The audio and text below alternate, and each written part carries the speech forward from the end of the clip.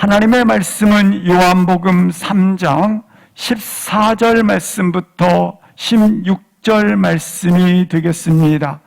요한복음 3장 14절 말씀부터 16절 말씀이 되겠습니다.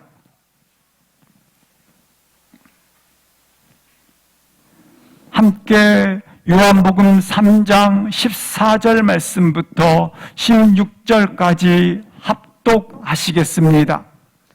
모세가 광야에서 뱀을 든 것 같이 인자도 들려야 하리니 이는 그를 믿는 자마다 영생을 얻게 하려 하심이니라. 하나님이 세상을 이처럼 사랑하사 독생자를 주셨으니 이는 그를 믿는 자마다 멸망하지 않고 영생을 얻게 하려 하심이라. 아멘. 예수님은 니고데모와의 대화 가운데 내가 거듭나야 하리라, 다시 태어나야 하리라, 육에서 난 것은 육이요 영에서 난 것은 영이므로 다시 두 번 태어나야 한다, 하나님으로부터 다시 태어나야 한다. 니고데모야, 내 인생을 하나님으로부터 완전하게 다시 시작해야 한다. 거듭남이 있을 때 영원히 삽니다. 거듭남이 있을 때 하나님의 나라를 볼 것이다. 하나님 나라에 들어가게 되리라 말씀을 하십니다. 어떻게 거듭날 수 있습니까? 물과 성령으로 거듭나야 하리라.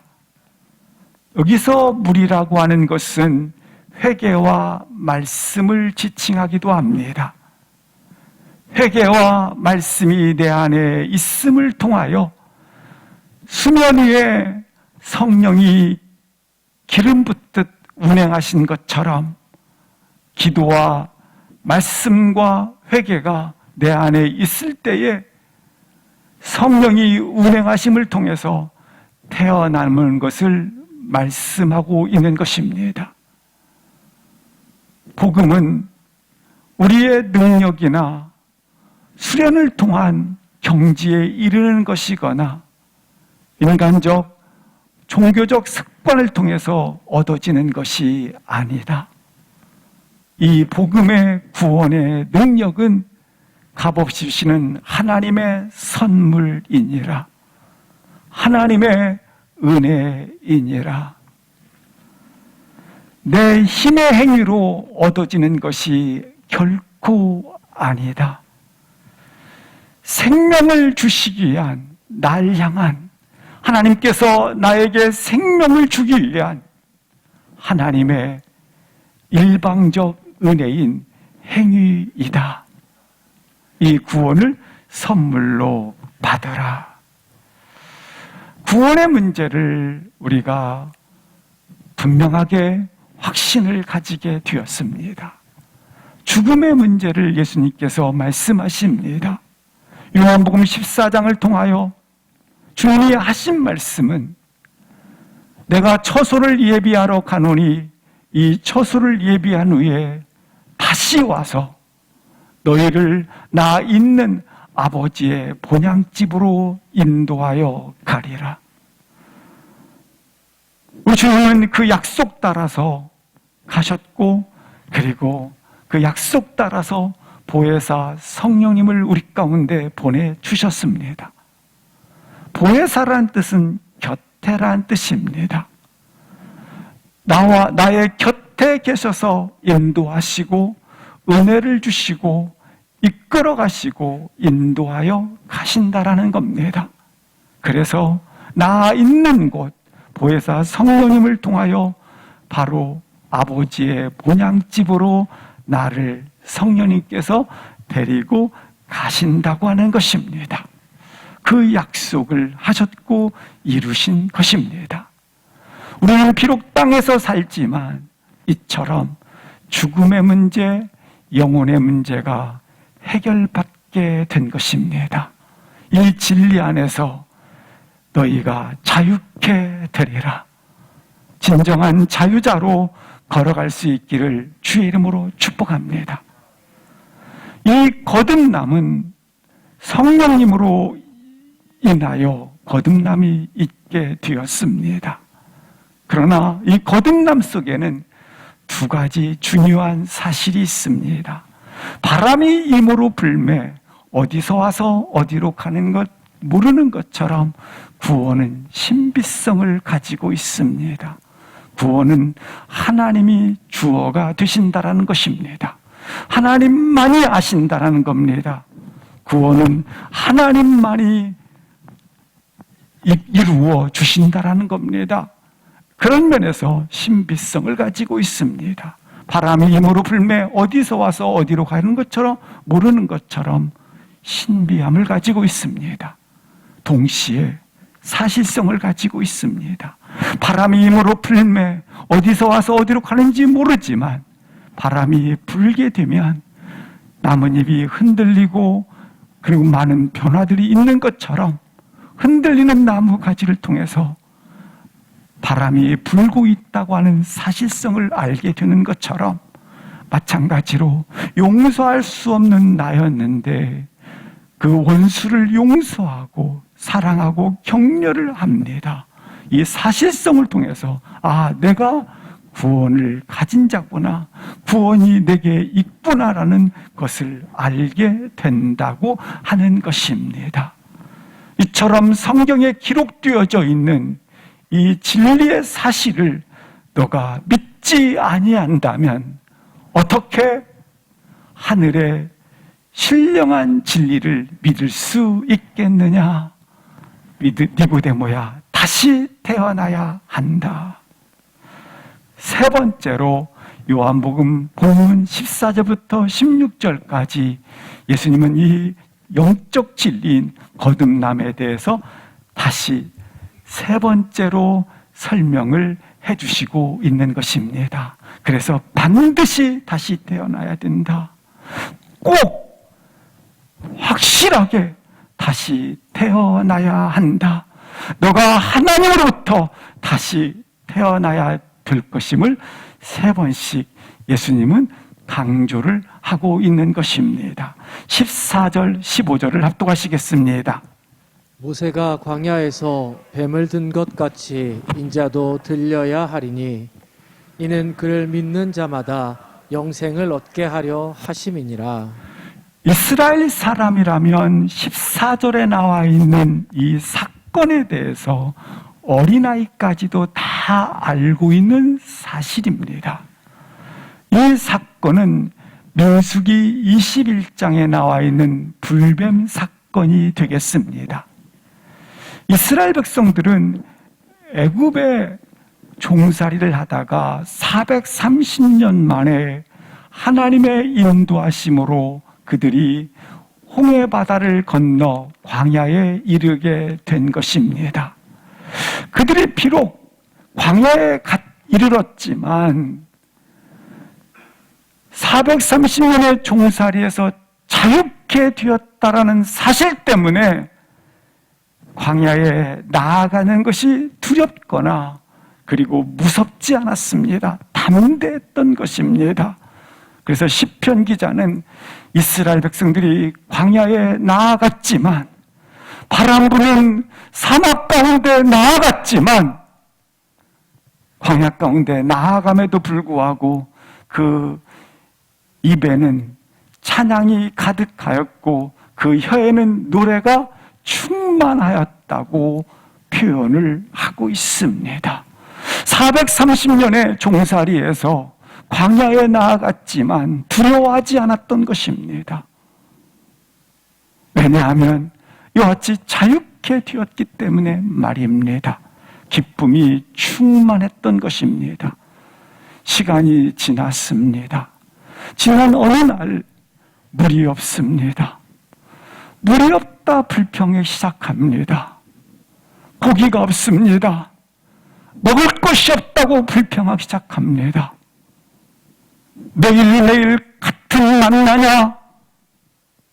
짜증하기 시작했습니다. 하나님과 모세를 향하여 대적하기를 시작한 것입니다. 그들은 시간이 지난 어느 날 다시 하나님을 향하여 이렇게 말합니다.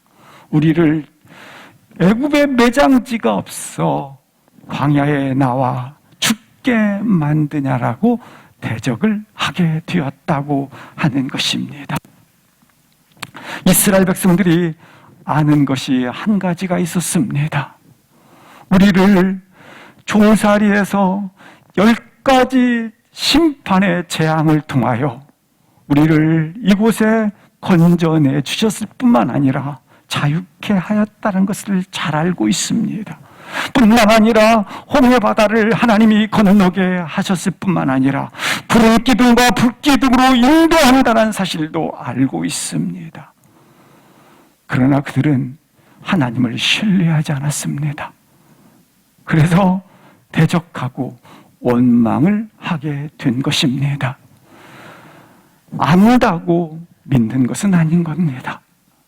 우리는 알 뿐만 아니라 믿기를 주의 이름으로 축복합니다. 알고 있었어요. 그러나 하나님을 신뢰하지 않았던 것입니다.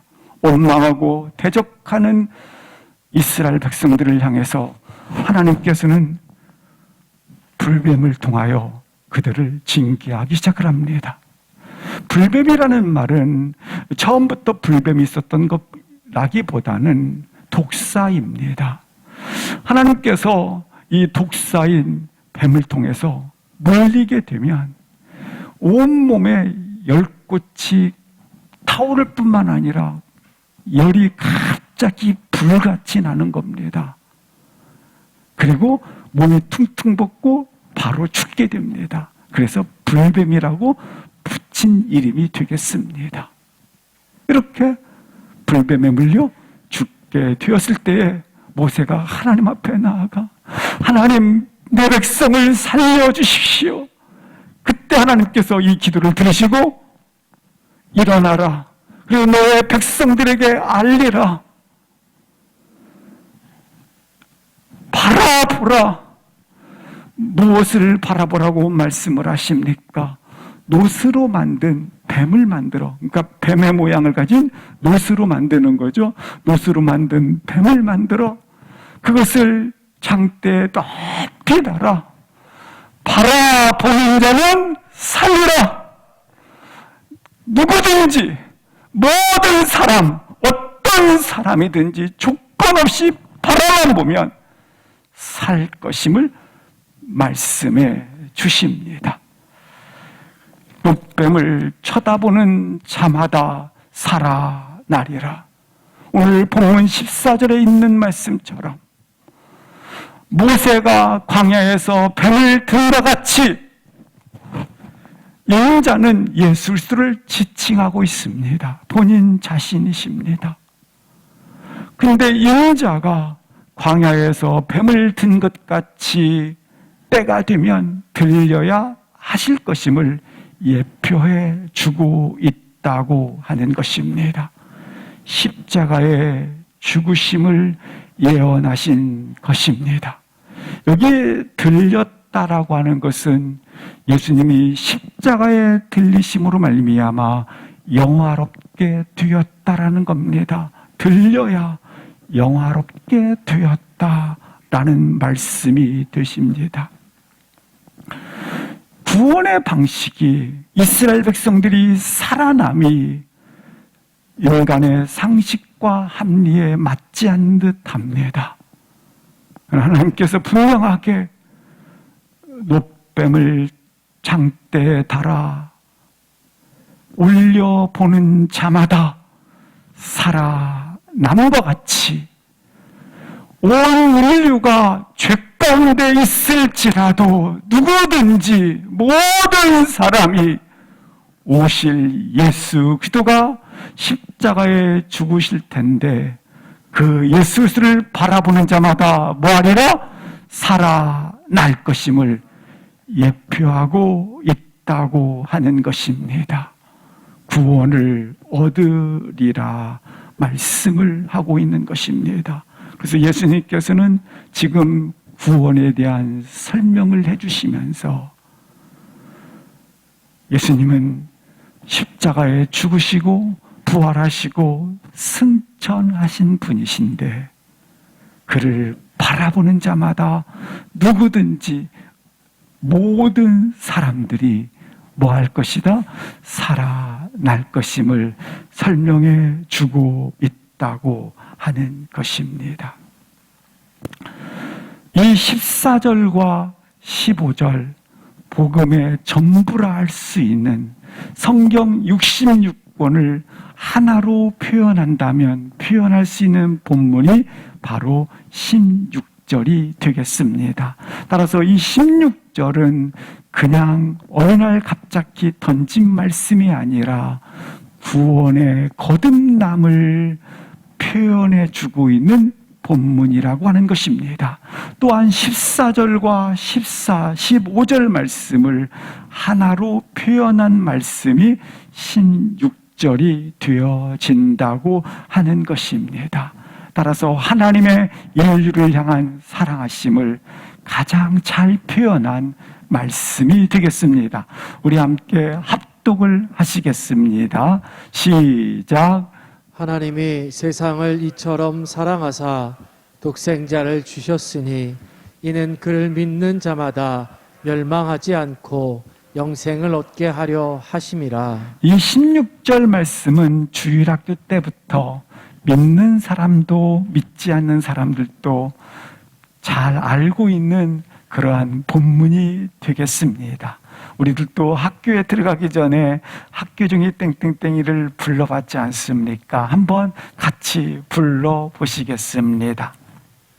하나님이 세상을 이처럼 사랑하사 독생자를 주셨으니 누구든지 예수 믿으며 멸망하지 않고 영생을 얻으리로다.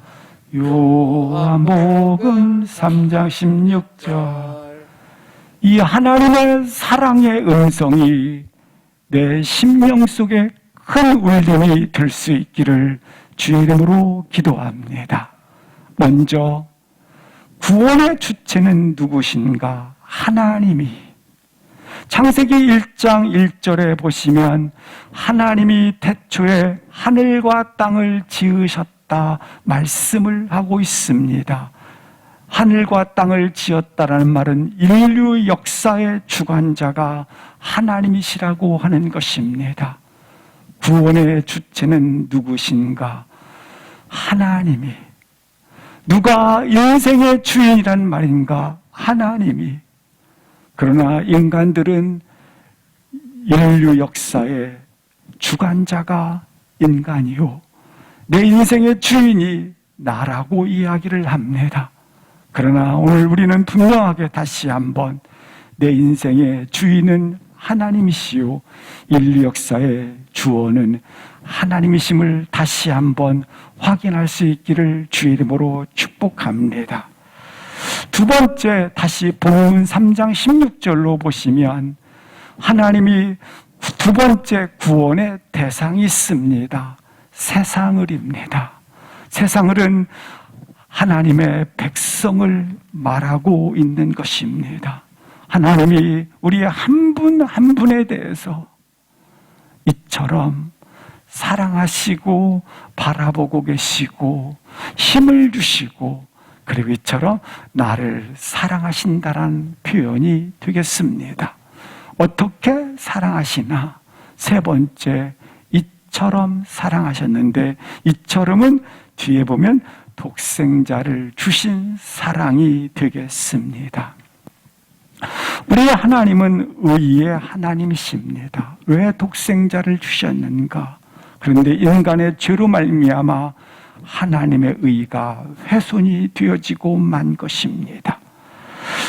죄진 인간을, 깨진 인간을, 부서진 인간을 하나님은 의라고 의인이다라고 부를 수가 없습니다.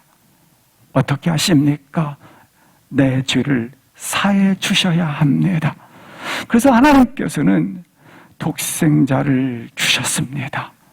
누군가가 깨어진 이 관계에 대한 대가를 지불해야 되고 대신 값을 지불해야 됩니다. 바로 독생자인 예수 그리스도 십자가에서 아들을 주시기까지 사랑을 하신 것입니다. 이 아들을 보내심은 어떤 이유인가? 나에게 주신 이유가 있습니다. 17절 말씀을 보시겠습니다. 보면 아들을 십자가에 내어주신 것은 맨 밑에 보면 너로 영생을 받게 하려 함이라. 그렇습니다. 아들을 십자가에 내어주심은 바로 우리를 영생을 얻게 하려 함이라고 말씀을 하시고 있단 말입니다. 하나님께서 아들을 내어주시기까지 날 사랑하신 이유, 나로 영생을 얻게 하려 하심인 것입니다. 언제? 로마서 5장 8절 말씀을 보시겠습니다. 아직 죄인 되었을 때에 하나님께서 아들을 십자가에 내어주심으로 말미암아 자기의 사랑을 확증하였느니라 말씀을 하고 있습니다. 독생자를 주셨다고 하는 것입니다. 독생자라는 것은 무엇인가? 하나님의 모든 것, 하나님의 전부, 하나님의 모든 것 다를 주셨다라는 것입니다. 로마서 8장 23절 말씀에 보시면 하나님의 전부인 자기 아들을 아끼지 아니하시고 내어주신 것입니다. 자기 아들을 아끼지 아니하시고 내주신 이가 그렇습니다. 희생을 말하는 겁니다. 내가 작게 희생하면 작게 사랑한다라는 것이고, 내가 중간점 희생하면 중간점 사랑하는 것이고, 모든 걸 희생하면 진짜 사랑한다는 것이 아니겠습니까? 어떤 남편분과 아내분이 이렇게 말합니다. 당신은 나에게서 멀어져 있기 때문에 나는 당신과 헤어지고 싶습니다. 이렇게 아내가 표현을 했습니다. 그러자 남편분이 이렇게 말씀하셨습니다. 나는 당신을 위해서 차도, 아파트도 내가 일터에서 수고하여 모든 걸 주었지 않습니까? 다 해줬는데 왜 그러시오? 그러자 아내가 이렇게 말했습니다. 당신은 당신을 내게 줘본 적이 없습니다. 당신은 당신을 내게 줘본 적이 없습니다. 여기서 아들을 아끼지 아니하시고 내주신 이는 어떤 모습을 말하느냐면, 하나님의 사랑은 자신의 전부를, 자신을 다 모든 것 나를 위해서 희생하셨다라는 것을 말하는 것입니다. 십자가에 내어주신 예수 그리스도의 사랑하심은 얼마나 큰지, 높고 깊고 넓고 길이가 충만했다라는 것입니다. 여기 이처럼 사랑하사, 그것은 독생자를 내어주신 이가, 이런 뜻인데, 독생자라는 뜻은 오직 한 가지, 단 한 가지 플러스 합성어예요. DNA, 원리와 DNA 합성어예요. DNA, 하나님의 본심, 하나님의 본질, 하나님의 신적 존재, 하나님의 생명, 하나님의 생명을 희생하셨다는 거예요. 독생자라는 말은 이 온리와 DNA 합성어예요. 나를 얼만큼 이처럼 사랑하사 얼만큼 사랑했는가. 하나님의 생명, 자신의 전부를 다, 모든 걸 다 내어주셨다라는 거예요. 하나님의 생명 그 자체를 주셨다라는 거예요. 독생자를 주셨으니 하나님은 자기의 전부, 모든 것 다 내어주셨다. 이처럼 사랑하사. 그래서 우리 안에는 하나님의 DNA가 들어와 있는 거예요.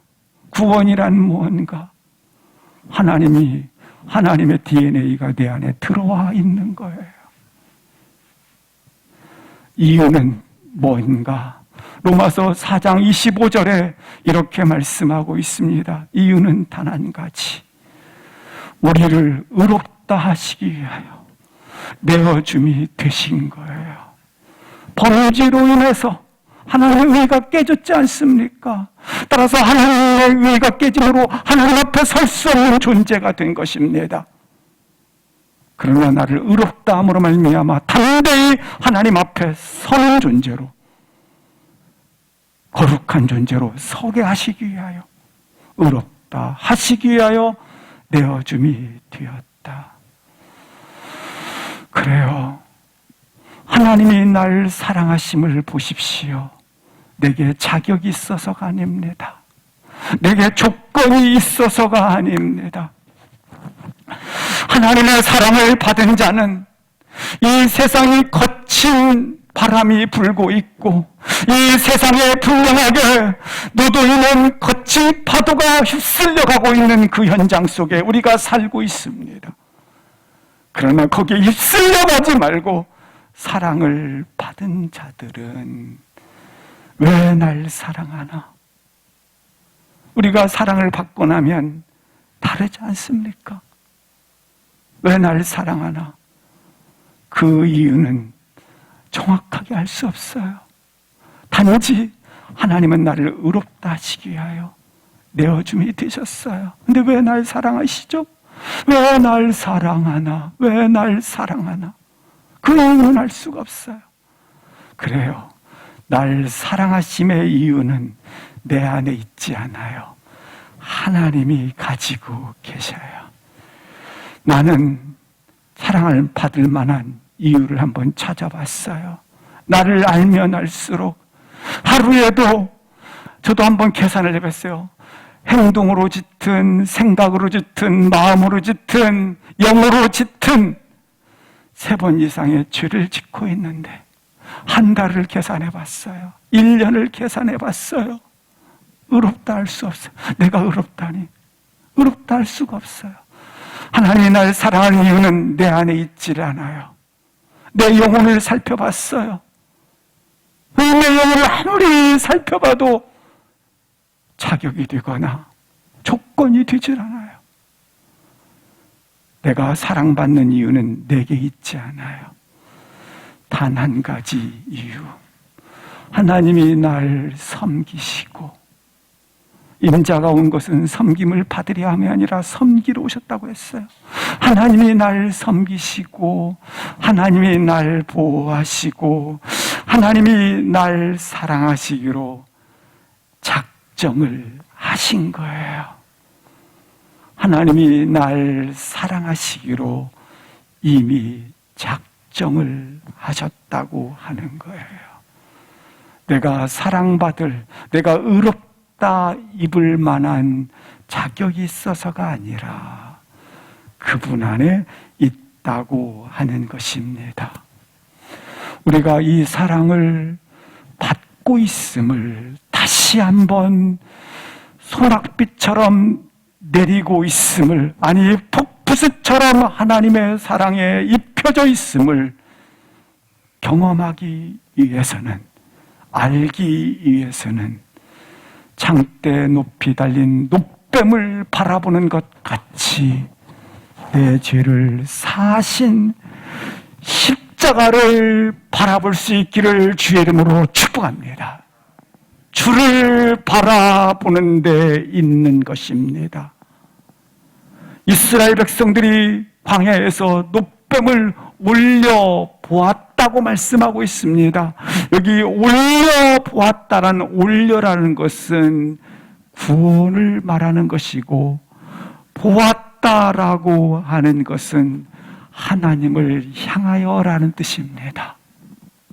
다시 한번 우리 가운데 고개를 들어 주 너희 하나님을 향하여 바라보는 믿음을 가질 수 있기를 주의 이름으로 기도합니다. 주님을 올려다 보기 위해서는 돈도 권력도 힘도 학력도 필요한 것이 아니라 마음을 여시기를 주의 이름으로 축복합니다. 마음을 열었다라는 표현에 대해서 가장 잘 비유로 설명된 것이 탕자 비유라고 봅니다. 탕자는 재산과 소유권을 가지고 아버지 곁을 떠났습니다. 아버지의 큰 사랑을 받고 있음에도 불구하고 아버지 집에 머물 때에 그 사랑을 맛보지 못했습니다. 알지 못했습니다. 그리고 떠났습니다. 모든 걸 다 탕진을 해버렸고 그는 이렇게 외칩니다. 내가 아버지 집에 돌아가 짐꾼으로 살아도 하인으로 살아도 아버지 집으로 돌아가리라. 지향점이 어디를 향하고 있습니까? 아버지에게 향하고 있습니다. 드디어 그가 아버지께로 향할 때에, 눈을 들어 주를 바라볼 때에 탕자는 아버지의 사랑을, 그리고 99마리 양을 놔두시고 1마리 양을 찾으셨던 아버지의 마음을, 두 팔 벌려 기다리시는 아버지를 그가 보게 된 것입니다. 그가 아버지의 마음을, 아버지의 사랑을 그의 영혼 속에, 그의 마음 속에 알게 되었다고 하는 것입니다. 그러나 마다들은 있습니다. 그 마다들은 아버지와 나는 나의 충분하게 아버지께 이렇게 헌신하고 있어. 따라서 아버지로부터 저렇게 받는 것은 당연한 거야. 나는 그럴 만한 자격이 있어. 나는 나를 내가 지켜갈 만큼 잘하고 있어. 그런데 이 마다들은 아프게도 하나님의 사랑을 잊어버린 채, 아니 하나님의 사랑을 맛보지 못한 채 아버지 곁에 있었을 뿐이라고 하는 것입니다. 사랑하는 성도 여러분, 아버지 주변을 맴돌지 마시고 아버지의 사랑 안에 들어올 수 있기를 주의 이름으로 축복합니다. 아버지의 사랑을, 아버지를 곁을 맴도는 분들이 있어요. 로마서 8장 32절 말씀에 보시면 이런 말씀이 있습니다.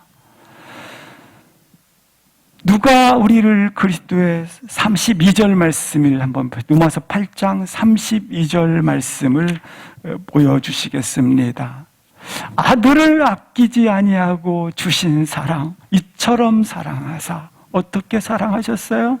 아들을 아끼지 아니하고 주신 사랑이란 말입니다. 그렇다면 아들과 아들을 주신 이가 우리에게 더하여 모든 것을 주시지 아니하겠는가? 그러므로 사랑하는 성도 여러분, 염려하지 마십시오. 두려워하지 마십시오. 놀라지 마십시오. 그가 함께하여 주시리라. 그가 항상 역사하여 주리라. 실상 우리는 살 삶의 문제 때문에 염려하는 것이 아니에요. 그렇게 보일 뿐. 그 배후에 있는 죽음의 문제 때문에 두려워하고 있습니다. 걱정하지 말라. 내가 너와 함께하지 아니하느냐. 아들을 아끼지 아니하고 주시니가 더하여 주시지 아니하겠는가. 그렇습니다. 내 인생을 조바심으로 인생을 살지 마시고 죽음의 문제와 영혼의 문제를 진리 안에서 자유케 한 주와 함께 걸어가시기 때문에 난 하나님의 이 크신 사랑, 독생자를 내어주신 이처럼 사랑하사 사랑 안에서 살고 있다는 것 때문에 자유케 된 자로 살아갈 수 있기를 주 이름으로 기도합니다. 이처럼 사랑하사 자기 아들을 내어주시는 그 큰 사랑을 받은 자로서 죽기까지 자신의 생명을 내어주신 그 사랑을 받은 자로서 그분의 시선이 나에게 한 번도 멈추지 않고 향하고 있는 그 손길, 그 인도하심, 그 역사하심, 그 놀라우신 간섭하심, 나를 이끌어가신 보호하심, 그 사랑을 받은 자로서 걸어가는 자유한 자가 될 수 있기를 주 이름으로 축복합니다. 그러나 이 확신이 없으면 독생자를 내어주시기까지, 아니 자신의 생명을 내 가운데 이식시켜 주신, 넣어주신, 가지게 하신 그 사랑을, 확신을 갖지 못하면 나는 항상 나의 경계선을 만들어야 합니다. 나의 보호막을 만들어야 합니다. 나의 울타리를 쳐야 합니다. 그래서 내 손에 돈을, 내 손에 권력을, 내 손에 무엇을 손에 쥐어야만 나를 보호한다고 생각을 합니다. 대표적인 사람이 세리장 삭개오가 있습니다. 삭개오는 사람들이 무시한다고 생각을 했습니다. 자신을 알아주지 않는다고 생각을 했습니다. 그래서 내 손에 돈을 쥐어야 내가 사람으로부터 인정을 받을 수 있어. 이 세상에서 살아갈 수 있어. 나는 이 돈을 손에 쥐어야만. 그래서 악착같이 그런 손에 쥐었습니다. 부자가 되었습니다. 그러나 그의 영혼은, 그의 마음은 하나님의 사랑을 받아본 적이 없기 때문에, 받았다고 그가 고백을 하거나 또한 맛보지 못했기 때문에 마치 시베리아 바람이 이 가슴에, 마음에 부은 것처럼 찬바람이 싱싱, 분명히 자기 보호막은 위대하고 자기 보호막은 엄청난 경계선을 이루어서 분명하게 자기를 이처럼 울타리를 쳐서 보호하는 줄 알았습니다. 그러나 실상 그의 마음과 그의 영혼은 찬바람이, 매서운 바람이 싱싱히 불어 그 마음을 쳐버리고 있었다고 하는 겁니다. 그 마음 때문에 삭개오는 뽕나무에 올라갔습니다. 아니, 뽕나무에 올라갔다는 것은 여러 표현이 될 수 있지만 한 표현이 있습니다. 지옥에 갇혔다고 하는 겁니다. 그의 영혼이 지옥에 갇힌 거예요. 그런데 삭개오에게 주님이 오셔서 내려오라, 내 집에 유하여 하겠다. 이 표현은 나는 너와 교제하고 싶다. 다른 사람이 너를 어떻게 생각할지는 몰라도 나는 너와 함께하고 싶다. 친구가 되어주고 싶다. 이렇게 나는 너와 교제를 원한다라고 삭개오에게 주님이 말을 건네시게 됩니다. 그때 삭개오가 누가복음 19장 8절에 이렇게 표현을 합니다. 함께 합독을 하시겠습니다. 서서 주께 여짜오되 주여 보시옵소서. 내 소유의 절반을 가난한 자들에게 주겠사오며 만일 누구의 것을 속여 빼앗은 일이 있으면 내 갑절이나 갚겠나이다. 돈이라고 하는, 권력이라고 하는, 자기의 보호막이라고 하는 것, 자기의 울타리라고 하는 것들이 자기 영혼을 꽁꽁 묶고 있었습니다. 그렇게 뽕나무에 올라갈 만큼 갇혀 있었던 삭개오, 불쌍한 사람이 아니겠습니까? 우리도 이 모습일 수 있습니다. 그런 그가 오늘 보십시오. 가난한 자들에게 주겠사오며 맨 밑에 갚겠나이다. 다른 사람에게 나누겠습니다. 자기 자신이 갇혀 있었던 그 안전판을 걷어치워버린 겁니다. 울타리를 걷어쳐버린 것입니다. 자기 자신을 드디어 열어놓은 것입니다. 무엇이 삭개오를 이처럼 바꾸어 놓았는가? 그렇습니다. 하나님이 날 섬기고 계시고 하나님이 날 용서하고 계시고 더더욱 하나님이 날 사랑하고 있다라는 것을 맛보는 순간, 자기 마음에 확신을 갖는 순간 울타리를 벗어날 수 있는, 자기 인생에 가지고 있었던 수많은 경계심을 내려놓는 인생으로 바꿔지게 된 것입니다. 삭개오, 이 물질이라도 움켜쥐지 아니하면 나는 살 수가 없어. 이런 인생에서 하나님의 은혜로, 그렇습니다. 내 인생은 하나님의 사랑에서 엮어져 가는구나. 내 인생은 하나님의 사랑 안에서 쓰여지고 있구나. 표현을 하게 된 것입니다. 마지막으로 요한복음 3장 16절 말씀을 보시면, 독생자를 주셨으니 멸망치 않고 영생을 얻게 하려 함이라. 이 멸망, 지옥이라고 하는 곳입니다. 물론 본문은 예수님께서 오신 목적, 영생에 있습니다. 멸망은 경고에 해당된다고 할 수 있습니다. 멸망하지 않고 오늘날 모든 논문, 그리고 신학교, 그리고 모든 종교, 모든 곳곳에서 지옥이라는 말을 쓰지 않습니다. 우리도 거의 들어보지 못할 수 있습니다.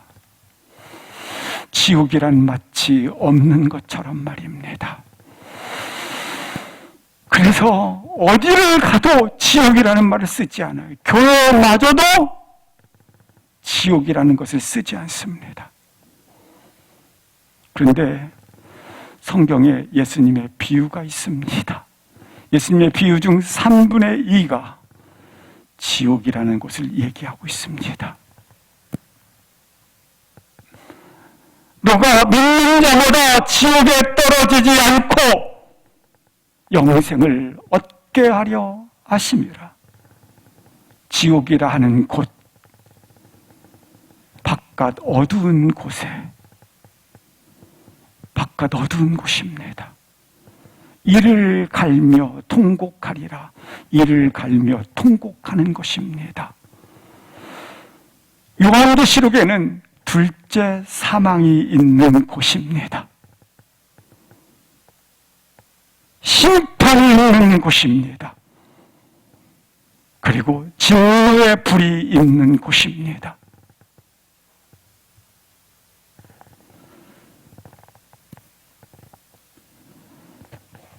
너가 믿지 않고 살면, 그대로 살면 멸망하리라. 그러나 다시 십자가에서 하나님의 전부, 하나님의 생명, 하나님의 DNA, 모든 것을 너에게 준 주 예수 그리스도를 바라보라. 주 예수 그리스도를 너희가 올려다 믿음으로 보라. 전심으로 하나님께. 십자가에서 우리를 위하여 죽으시고 다시 사신 예수님을 영접하라. 그리하면 살리라. 영생을 얻게 하려 하심이라. 함께 일어나셔서 찬양하시는 가운데 나가시겠습니다.